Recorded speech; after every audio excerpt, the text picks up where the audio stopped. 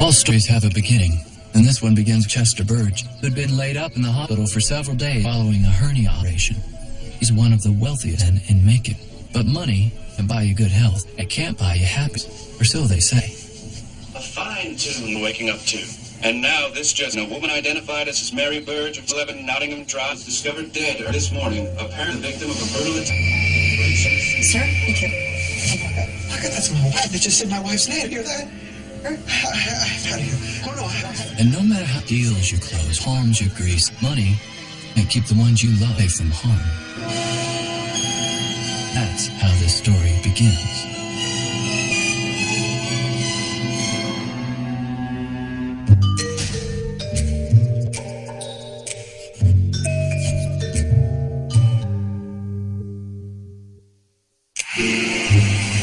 In 1960, Macon, Georgia was a sleepy little home for some. But our sphere, a world apart from any you recognize then or now. For a select few, Macon was a city of flowers and gardens and, above all, parties. Proprieties demanded you don your finest tuxedo and most charming smile because, well, that's simply how things worked. Appearances were prized above all. And in a place with such rigid decorum, at times it did feel like we were on a stage. With everybody so busy playing a part, you were guaranteed to end up with a few characters. People cultivated their personalities like the granddad did cotton, in large quantity. But must be said, our little farce was equal measure tragedy. Miss and Mrs. Burge lived in the nicest neighborhood, the most wealthy enclave of the city.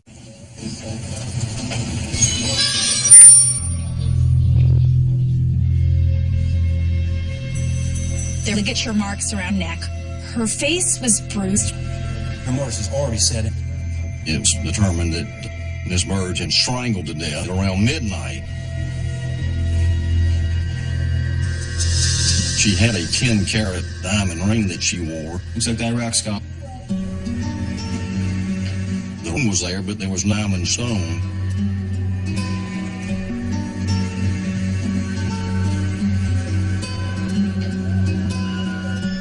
When the police are looking through the room, they see a blood trail. So it looks as though he has died, perhaps on the carpet. It's been picked up and placed on the bed. You see the door? Looks like someone trapped Jimmy. Miss Burge had a closet in her bedroom that was locked. And the hinges of that door had been beat up. It would appear to be an effort by someone to get into that closet. And on the door to the closet, they did find fingerprints and a palm print. What about it?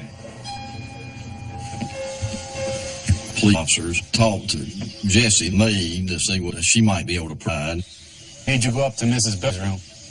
I went to go wake her up. She sleeps past 9. Miss Mary, it's 9 o'clock, ma'am. Open the curtains. Just the sunshine and...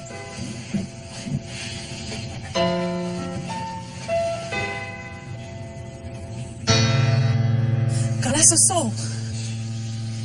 There's nobody in the house? No, sir. Or anything unusual in the past few days that you can recall? Well, there was the terrible thing with Miss Mary. Jessie, Jessie, come quick!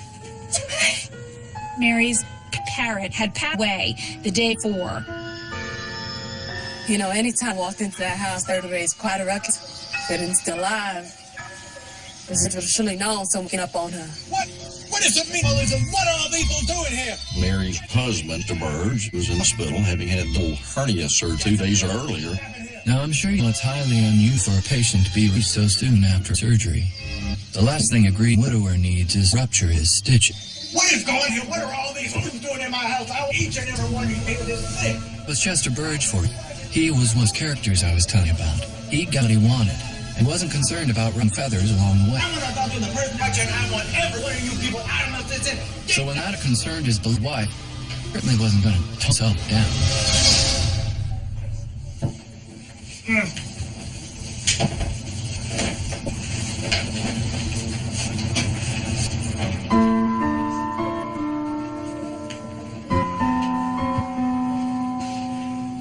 think I feel faint. Burge, sit here.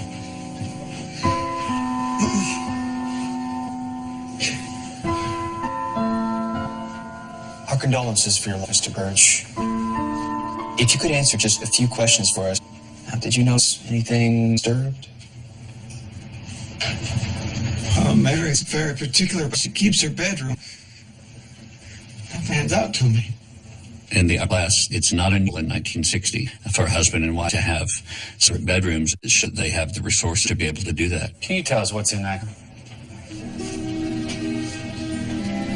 And we keep our vows.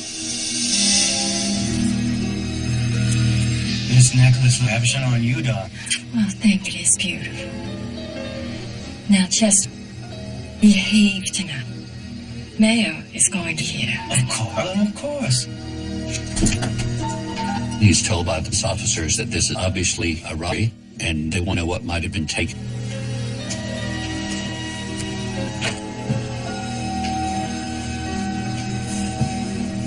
It looks like everything is intact. I found the wallet. What wallet? Under the mattress, Lee.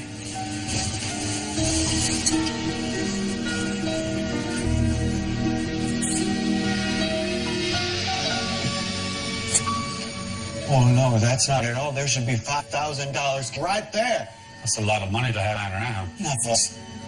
You see what I mean about larger than life? Chester Burge had in personality, and he had both in excess. Though if you didn't know the Burge socially, you can see how they might skew as odd.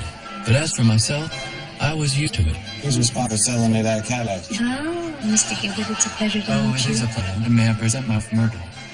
Chester and Mary were what some down here in Conley call nouveau riche. Their money was new, not inherited, just like mine. But they made a point of throwing lavish parties and in making social eat. Fred Chester's ostentatious manners made it easy for some to decline the invitation. For those of us who did business with the man, well, the annual Christmas party was all but mandatory. Chester and Mary got married in 1924. She was from a modest farm family, the next county over in Twiggs County. She was one of 10 siblings. Had been a plumber's son. I think he wanted something better, and so he was a bit ambitious. They hosted a number of lavish parties. They began purchasing real estate to become moguls. They really been campaigning for entrance into aristocracy. The Burges weren't for their light touch. The portrait halls weren't of Chester's ancestors. Even the monogram on China had someone else's initials. He had to hate the man. He had no shame. There's a very distinct difference between money and money. New is almost frowned upon. Have to prove they deserve access to high society. Police officers are taking pictures and flash from the camera, reflection from sun down on the floor. And they pick up the 10-cat diamond. So in fact, the stone had not stolen, but it had loosened so from the ring during the struggle that it had fallen on the floor. If I'd become a detective instead of being into sales, I think robbery would have been first thought too. But the clue's just stacking up that way. And any experienced detective knows that when a wife's murdered, you'd better to check where her husband was. Confirm for us that Mr. Burge was in the hospital last night? Yes. He's been recovered from a hernia operation. I checked on him right before I shifted. In a way he could have left the hospital afterwards? Not without sharing his incision. He couldn't. Investigators determined that Chester isn't the killer because he was indeed in the hospital for hernia surgery.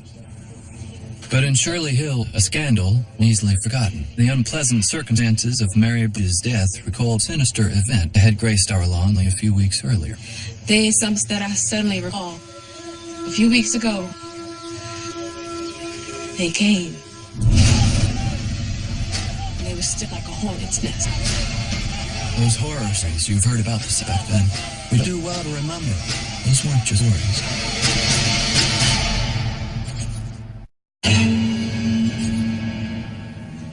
Now, as far as this goes, Megan was as liberal as get in 1960. But when a wealthy white woman is strangled in a neighborhood, folks can't help but turn their minds to other unpleasantries. Lights, costumes, props, whether it was a party or a protest, day or night, folks in Macon knew how to put on a show. But no mistake. For all eccentricities, Robert Lee Davidson was dangerous. What's going on out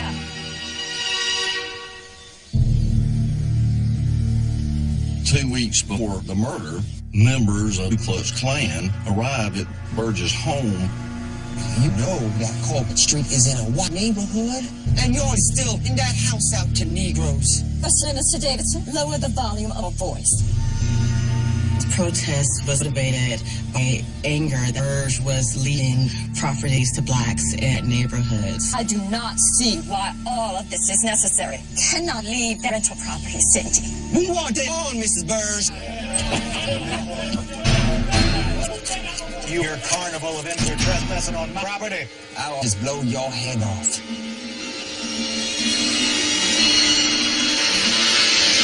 Just shut that thing down.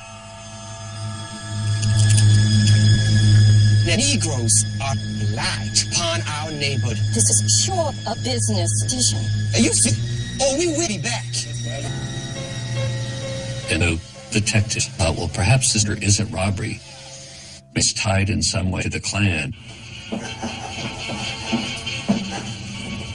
Mr. Davidson, you have come. Let him try it.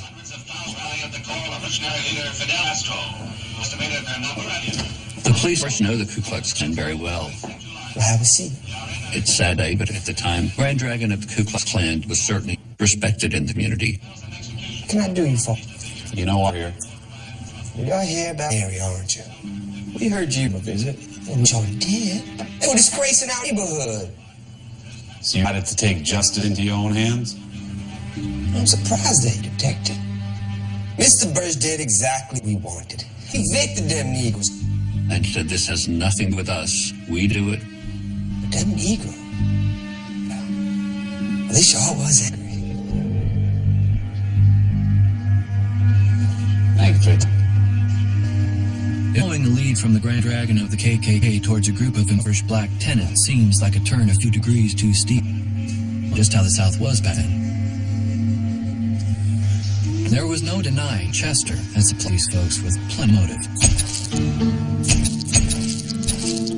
As I mentioned earlier, Chester made his fortune selling properties and finance homes. And when we heard been doing even before the evictions, well, I would have been angry too. Chester would sell to unsuspecting whites and blacks with a reversionary clause. What that meant was if you even one payment, I'd house back, get nothing at all for it. And so the police go out and round up blacks who filed a lawsuit against. They arrested them on what they called open charges, which they didn't have to indict anything, held them in jail. Burge, evil man. Me and my wife out. Everything I had, I put into that. Police begin to suspect that Mary not have been the actual target and that Chester was actually the target. The police think must be somebody out who's so angry that he's taken their house that they're going to get even. But there's just no else. They had not anything to do with it. A week after the murder, fingerprint analysis came back from the state crime lab. They found really nothing of interest. The fingerprints on the door came back to Chester Burge. Well, it's his home. At this point, the police thinking, who else must own the house? You know, her wild parrot died hours before she did. Missing cash was kept in a very specific hiding place. The officers coming to the idea that there was an insider involved. The one perhaps with a key. They arrest Jesse, the housekeeper, and they arrest Lewis and the chauffeur, who police discovered had criminal backgrounds. Can you tell where you were in the night of the 11th? I was home. Got there around 10 or so. Went home. Got there around 10. Went there with my wife. Had a sip of something and went straight to bed. Woke up around midnight. At about midnight, Went to Jesse Mays. Lewis came by. He woke up. How long was he there? He stayed all night. I stayed there all night. All night. I stayed there all night. Lewis and Jesse May have identical stories. And they've got a really good lie organized. They're telling the truth and it had nothing to do with Mary's murder. But it's obvious to the officers that they're not being entirely forthcoming. Come on. You thought that $5,000 Mrs. Burgess would set you up real nice. Know nothing about that. Bet you want that diamond ring so badly? I don't care about no dime. Just wish Mary was still alive. She put up with so much. What do you mean she put so much? Nothing, sir. Then why'd you say it? Dunno. Well, in the South, if you really want to know what's going on in a household, you ask servants, because they know everything. But it would be my place to discuss private matters. What happens to marriages between husband and wife. Come on now. Miss Burge had a certain quality. And he had a friend, And what's her name? a young man. He took high enough. Mrs. Burge was too keen on. The young man was present at every party of yours I attended, and having a bit of nose for these things, I smelled it from the beginning. Jealous lovers are capable of doing extreme things.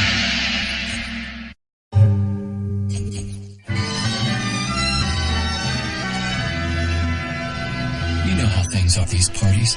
Everyone's all dressed. It's dark. The music is playing and the champagne is flowing. The detectives wondered if maybe it was difficult for this young man to stand by and watch his paramour dance with someone else. The police didn't have to do a lot of digging to find out who this man was. He'd been down several times. People had met him. His name was Fritz Phillips. He lived in New Jersey. On May 22nd, 10 days of the murder, the police fly to New Jersey to meet their new suspect. Explain to us the nature of your relationship, Mr. Burge. Detective, I'm sure you can imagine the nature of our relationship. They know that he's gay. He, in turn, knows that they know he's gay. How did you meet Mr. Burge? My great Aunt May and Uncle New had been around mortgages in Georgia. They were friendly with her.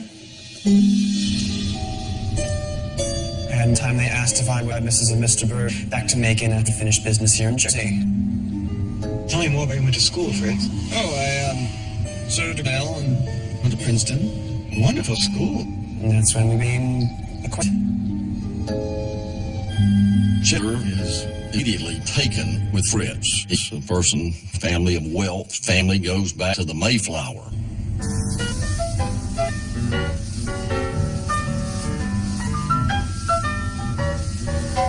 I've a life of the silver. And so on the trip, Cheddar and Fritz had orals with one another, even as Mary is their traveling companion. Fritz goes back to New Jersey the next day, and Chester cannot get Fritz off of his mind. So he continues to fly Fritz down to Macon from time to time. Fritz did not stay in the guest bedroom. He stayed in the master bedroom with the master.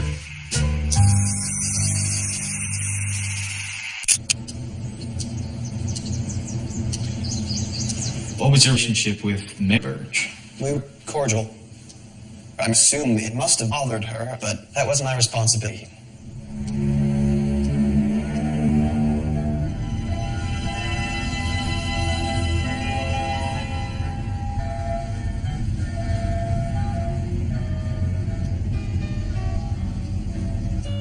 You knew what was going on? She wasn't opposed to it as long as no one in Macon knew about it. Chester and Mary's marriage was a business arrangement that allowed them to access high society. If you wanted to go to the right country clubs, you had to be married. She wants to be able to maintain her status. And she can't do that if everybody in Macon knows about Chester's sexual proclivities. Mary was getting more concerned. She'd known for years about the fact that Chester was having sex with men, but it was almost ways out of town. Here was in Macon, where people could see. I think you hanging around, hoping Chester would leave Mary, and when he didn't, you got us. It's ridiculous. My time, Chester was just a diversion. So where were you the night of May 11th? I was here in Jersey. That's the fact of it. And Fritz was able to have that corroborated by other people. Jess been pursuing extracurricular activities long before I came. Can you tell us more about Mr. Burge's extracurricular activities? Well, I wouldn't know. But you might try talking to his chauffeur. If the detectives were frustrated to hear Lewis knew more he'd let on, they probably weren't surprised. Learn a lot about a person driving them around all day. Lewis may have employed as a chauffeur, but it was his job to quiet. Who was Mr. Burge involved with? Can tell you, and Chester done. What bothered is what he wanted to do with the boy.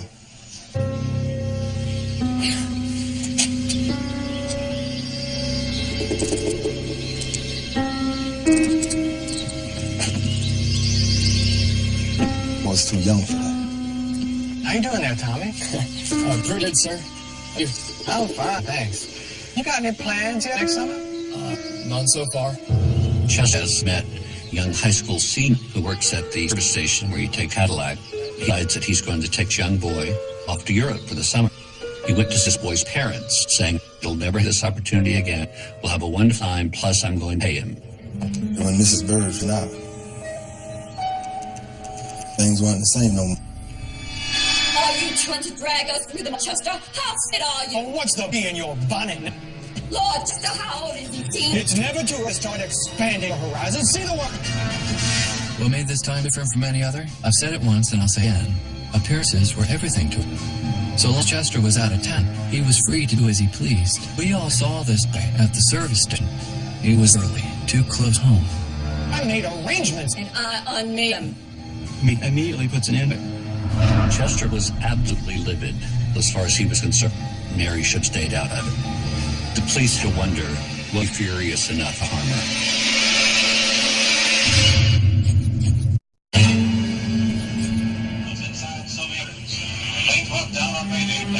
It seemed incredible. After all, the police had confirmed Chester was in the hospital while it happened. They seen him when he was carried into the crime scene with his own eyes. The man was still recovering from that surgery even weeks later. Hey, Mr. Burge. How you feeling? Well, it can be expected. But clues were starting to stack up, and they weren't in Chester's favor.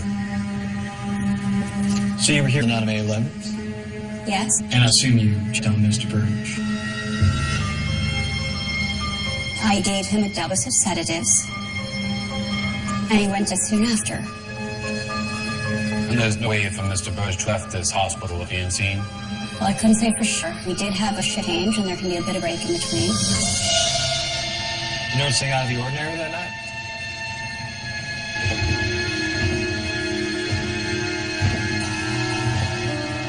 Well, there were two men. The nurse noticed two male visitors, one black, one white, come into the hospital after normal visiting hours. Can you describe them? I'm afraid I didn't get a gook. What do you do when a person isn't forthcoming? Well, you find someone who we. Police and Fritz down to Macon to aid the investigation. I'm just going to get right to it. We need your help. We're looking at Chester and think if there's anyone who knows what was really going on with him and Mary. Well, I've had my misgivings to that account, especially the last few months. Fritz was forthcoming. Told him that in January, just 4 months before the murder, he and Chester went down to Florida and on a small hotel, which Chester was going to buy, and Fritz was going to run, and they were there together in complete bliss. On that same trip to look at the hotels, they stop and visit Chester's students, the Kyles, who live down there. And during that time, Chester confesses to the Kyle that he is in love with Fritz and wants to spend his life with Fritz. He was to leave Mary. Listen, a lot of men went through this bad. I know it because I was one of them. But I knew very well what Chester should have done too. Because you're ready for your dream doesn't mean other people would be a part of the plan. Mary gets word of this, and she's furious. This is something that was not part of the bargain. In fact, he was going to have his freedom. It was always with the understanding they keep to get that facade of marriage. How are you? Chester, we talk. She's very upset, very hurt. Mary needs Chester to maintain her lifestyle. Chester, you're sick. You have an illness, and you need... Mary decides that they cannot go on the way they are. I have done some reading. There have been many cases that have been treated excellently with a lobotomy.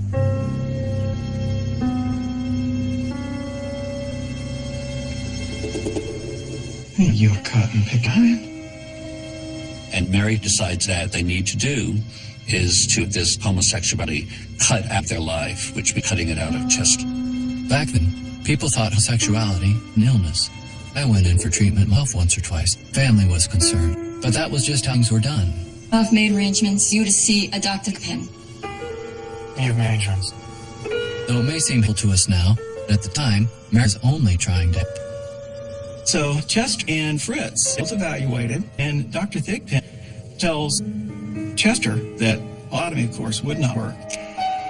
But Dr. Thigpen finally says, no, what needs to be cut out is Fritz. He would just remove himself from the equation and agree not to see Chester anymore, that Eric could go back to normal in Chester's life. So did you leave? Of course I did. What Chester and I had, it was serious. At least not to me.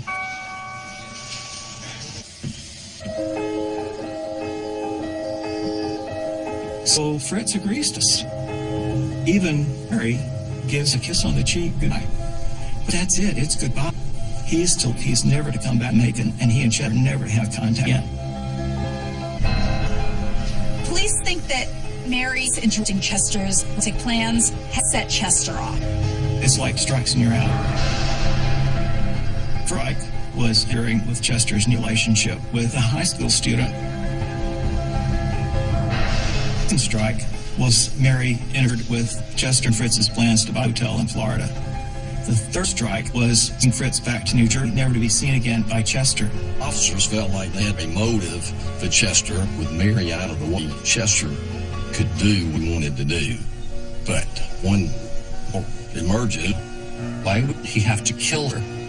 Why couldn't he just have a divorce?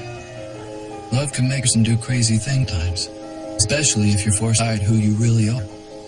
But there was more than one secret hiding in the Burgess closet.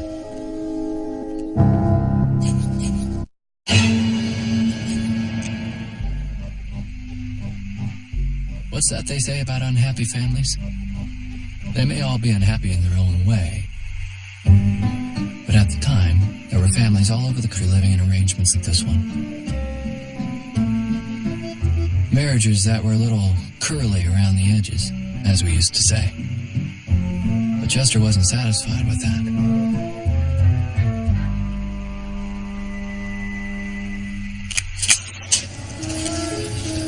Less than ideal family situation isn't a motive for her, however. So when these don't add up, well, that usually means that a piece is missing.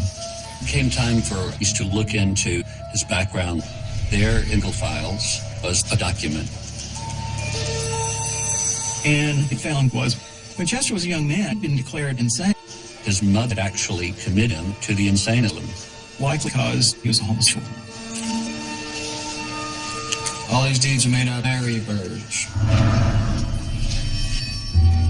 Under the law, if you're insane, you're able to enter contracts to buy and sell property in your own name. So in all those years, everything had put in Mary's name. She owned the houses, she owned the jewelry, Mary owned everything.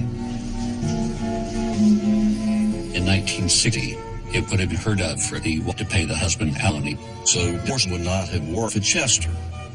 If Mary lived, she controlled that money. If she died, he had about $500,000. Money made Mary happy, and there was a lot of it.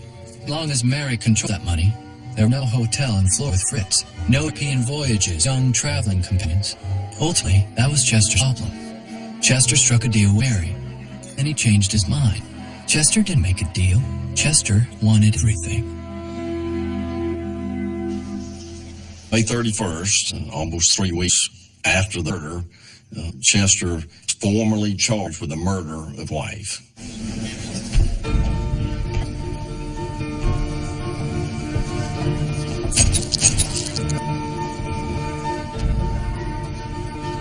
Chester's trial that started in November of 1960 was the biggest hit Macon in many years. Ladies and gentlemen, the jury. Friends will claim that Chester Burge was an invalid at the time of his wife's murder. But ladies and gentlemen, Chester Burge is no invalid. He is no stranger to deceit and lies. What the prosecutor was claiming, that Chester was savvy enough to get up at the hospital, go down the hall, get down and go home.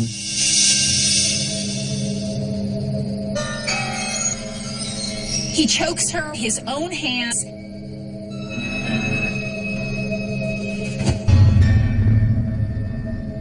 And then he tries to make it look a robbery by hammering some pins of the locked closet. And then he lied about missing money to the business. Come back and get in hospital bed unseen.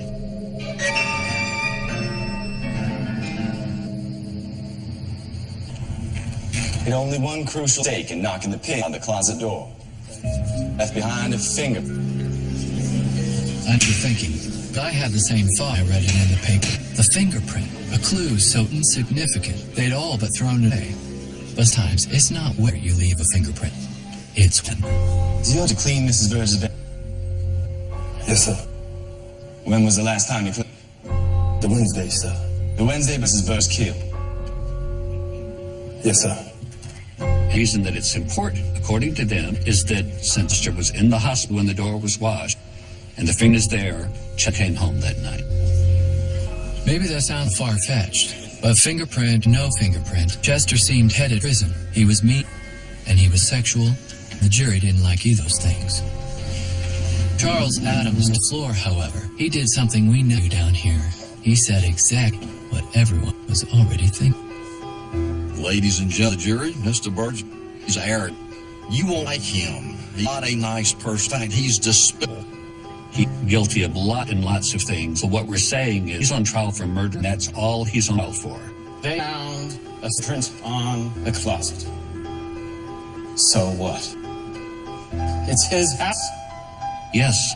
Use the man's fingerprint. Surely you have something else. Dr. Hatcher, would you be so good as to explain to the jury the condition of Burge? Mr. Burge was recovering from a hernia operation. The defense was claiming that Chester had his operation and dose of sedatives, a sleeping pill. To have gone home and done this would have been almost impossible. A huge gash. What we have decided today is to gamble with the man's life.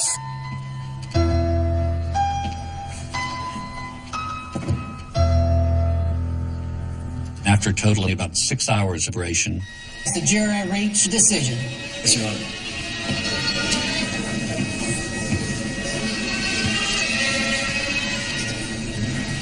The jury in this matter hereby find defendant Winston Burge not guilty.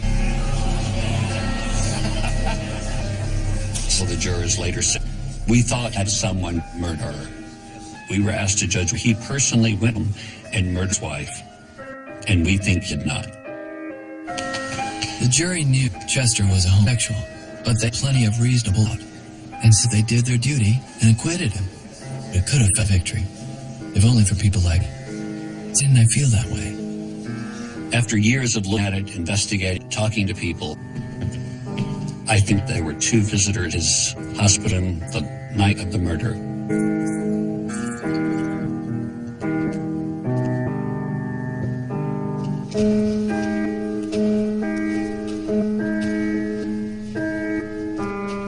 My best guess is that he probably paid those to have his wife. But all we can do is guess, because the only person who knows the end of this isn't around to tell. This particular stretch a bizarre one, that if we tried to write fiction, no one would believe it. Oftentimes, people in difficult situations even to do bad things. Sometimes even where I might feel we have a choice.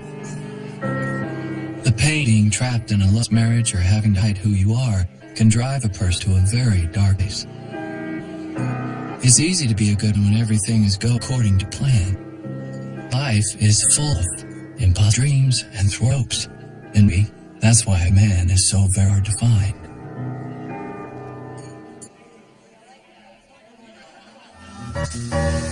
By the light of the silver